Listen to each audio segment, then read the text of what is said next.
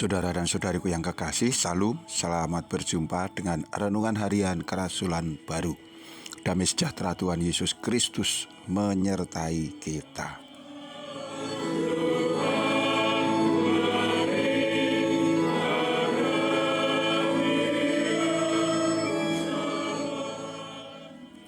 Saudaraku, kita akan membaca firman Tuhan yang tertulis di dalam Injil Yohanes pasal 5 ayat 3 dan 4. Dan di serambi-serambi itu berbaring sejumlah besar orang sakit, orang-orang buta, orang-orang timpang, dan orang-orang lumpuh.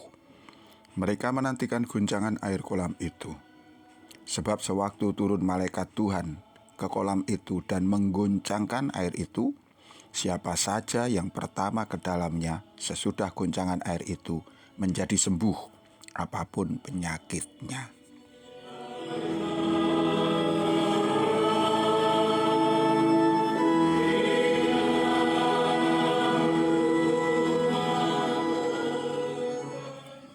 Saudaraku yang terkasih, pada bagian 1 renungan kita di bawah tema penyembuhan pada hari Sabat di kolam Bethesda, telah kita baca secara utuh bagian ini dari ayat 1 sampai dengan 18.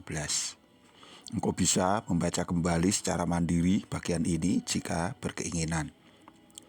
Untuk edisi kali ini, kita ingin menyelami betapa berharganya arti sebuah kesembuhan bagi orang yang sakit. Bagian Alkitab kita menceritakan bagaimana ada sejumlah besar orang yang berbaring di serambi pinggir kolam Bethesda. Pernahkah kita membayangkan bagaimana kira-kira suasana hati orang-orang sakit itu? Orang sakit mestinya dibaringkan di tempat yang nyaman agar ia dapat istirahat. Orang sakit mestinya dirawat dengan baik, hati-hati, agar ia segera sembuh. Namun yang kita lihat di sini ada sejumlah besar orang sakit yang berbaring atau dibaringkan di pinggir kolam. Aduh, kasihan sekali ya. Di situ mereka bukan untuk istirahat tentunya, karena mereka semua harus berjaga-jaga menunggu air kolam diguncangkan atau terguncang. Dan ketika itu terjadi, mereka semua harus segera berupaya menjadi yang pertama, berlomba-lomba masuk ke dalam kolam. Karena menurut laporan yang tertulis, mereka yang pertama masuk kolam, tatkala airnya diguncangkan malaikat, mereka akan sembuh, apapun penyakitnya. Ini sungguh pemandangan yang ironis, bahkan cenderung menyedihkan. Betapa tidak? Orang sakit yang seharusnya dirawat dengan hati-hati malah dibawa ke pinggir kolam yang keadaannya hiruk pikuk, kemudian diceburkan ke dalam kolam dengan cara tergesa-gesa. Namun itulah yang ada dan banyak orang yang percaya. Saudaraku, membaca bagian ini membuat banyak orang bertanya, mengapa ada cerita yang aneh begini dalam kitab suci? Benarkah bahwa malaikat Tuhan turun mengguncangkan air kolam dan berjanji memberi kesembuhan kepada orang sakit yang berhasil pertama kali masuk menceburkan diri ke dalamnya? Jika ini benar, sungguh aneh yang Tuhan atau malaikat itu perbuat. Mengapa Tuhan menuntut syarat yang aneh dan kelihatan konyol seperti itu? Masa orang sakit yang sudah sangat menderita masih juga diminta melakukan perlombaan seperti layaknya lomba 17-an begitu ya? Tapi kalau berita ini tidak benar, mengapa dicantumkan dalam kitab suci? Saudaraku, kalau kita membaca kitab suci terjemahan baru dari Lembaga Alkitab Indonesia yang tahun 2023, maka ada beberapa bagian ayat yang ditulis di antara dua kurung siku. Ini menandai adanya problem manuskrip saat penyusunan kanon kitab suci, di mana dari manuskrip-manuskrip yang demikian banyak yang dikumpulkan kemudian diteliti dan untuk diambil satu untuk disatukan ke dalam kanon resmi, ternyata ada ayat tertentu yang ada di beberapa manuskrip tetapi tidak ada dalam manuskrip-manuskrip yang lain. Sehingga keberadaan ayat ini menjadi perdebatan. Itulah sebabnya ayat itu ditulis di antara dua kurung siku.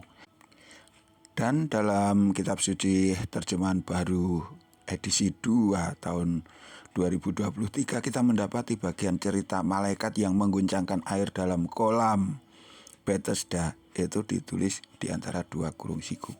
Bunyinya begini, kurung siku buka. Mereka menantikan goncangan air kolam itu, sebab sewaktu turun malaikat Tuhan ke dalam kolam itu dan menggoncangkan air itu, siapa saja yang pertama ke dalamnya sesudah goncangan air itu menjadi sembuh, apapun penyakitnya. Kurung siku tutup. Ini artinya ada problem manuskrip pada bagian ini. Lalu bagaimana kita menyikapinya? Bagian ini hanyalah bagian dari cerita dan tidak berhubungan langsung dengan pesan inti, yaitu bagaimana Yesus berbelas kasih kepada orang yang menderita. Sehingga kita tidak terlalu fokus di sini. Hanya saja mari kita lihat pesan tersembunyi lainnya. Sikap dan perilaku orang yang sakit senantiasa ada kesamaan, yaitu ingin segera sembuh. Dorongan ini harus disikapi dengan hati-hati. Karena tidak sedikit orang sakit ingin segera sembuh, kemudian menempuh berbagai cara tanpa mempertimbangkan firman Tuhan. Ingat, yang bisa mengaruniakan kesembuhan sejati itu hanya Tuhan. Caranya tentu harus sesuai dengan kehendak Tuhan. Itu bisa merujuk kepada tindakan medis, terapi-terapi yang tidak bertentangan dengan iman kita, dan yang terpenting adalah doa-doa kita. Oleh karena itu saudaraku, meski penyembuhan yang tampak hebat terjadi, namun jika itu melibatkan kuasa kegelapan, engkau jangan datang kepadanya. Sebab jika engkau menyerahkan diri kepada mereka, engkau hanya akan ditipu, dibohongi. Iblis adalah raja dusta. Memang saat ini iblis pun masih diberi kuasa untuk melakukan mujizat. Tetapi itu hanya semu, mujizat yang bohong. Karena pada akhirnya iblis akan diikat, akan dirantai dan dilemparkan ke dalam lautan api dan belerang. Saudaraku, apa gunanya sembuh dari penyakit jasmani kalau akhirnya kita harus kehilangan nyawa kita? Bijaklah dalam mengambil keputusan. Tuhan memberkati kita. Sampai jumpa.